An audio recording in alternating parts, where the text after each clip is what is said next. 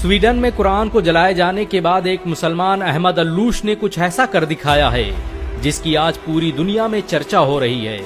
दरअसल कुरान जलाए जाने के बाद स्वीडन के अहमद अल्लूश ने वहां के कोर्ट में एक याचिका दायर की थी कि उसे भी यहूदियों और ईसाइयों की मुकद्दस किताब बाइबिल और तौरात को जलाने की इजाजत दी जाए।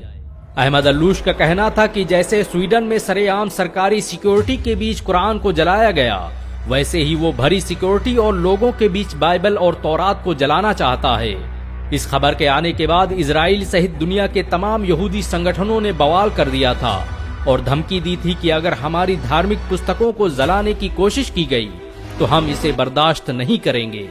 इजराइल के राष्ट्रपति ने तो यहाँ तक कह दिया था कि तौरात हमारी सबसे मुकद्दस किताब है, इसकी हिफाजत हम पर फर्ज है और हम इसकी हिफाजत करके रहेंगे।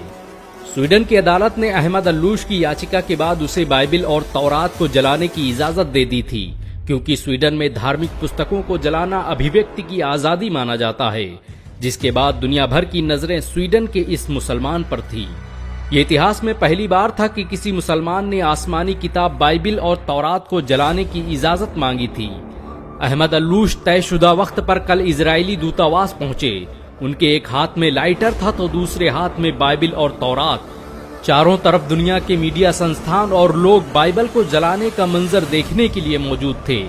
दुनिया भर की निगाहें अहमद अल्लूश के हाथ में मौजूद उस लाइटर पर टिकी थी। लेकिन लोग उस वक्त हैरान रह गए जब स्वीडन के इस 32 साला नौजवान ने लाइटर जमीन पर फेंक दिया और लोगों को मुखातिब होकर कहने लगा कि मैं बाइबल और तौरात को जलाने की सोच भी नहीं सकता। मैं तो बस कुरान जलाने के मामले पर यूरोप, अमेरिका सहित दुनिया के दोगलेपन को बेनकाब करना चाहता था। ये मेरे प्रदर्शन का तरीका था। मैं चाहता था कि लोग आएं और मेरी बात सुनें और एक मुसलमान के दर्द को महसूस करें। जिस तरह से यहूदियों और ईसाइयों को उनकी मुकद्दस किताब को जलाने की बात सुनकर तकलीफ महसूस हुई, उससे लाख गुना ज्यादा हम मुसलमानों को तकलीफ होती है जब हमारी मुकद्दस किताब कुरान की बेहुरमती की जाती है। अहमद अल्लूश के पास बाइबिल और तौरात के साथ कुरान भी मौजूद थी। उसने कुरान को बोसा दिया और सीने से लगाते हुए कहा, भला मैं उन किताबों को कैसे जला सकता हूँ जिसकी तस्दीक मेरे कुरान ने की है। मेरा इस्लाम किसी मजहबी किताब को जलाने की इजाजत नहीं देता। अहमद अल्लूश के प्रोटेस्ट के इस अनोखे अंदाज की आज दुनिया भर में चर्चाएं हो रही हैं।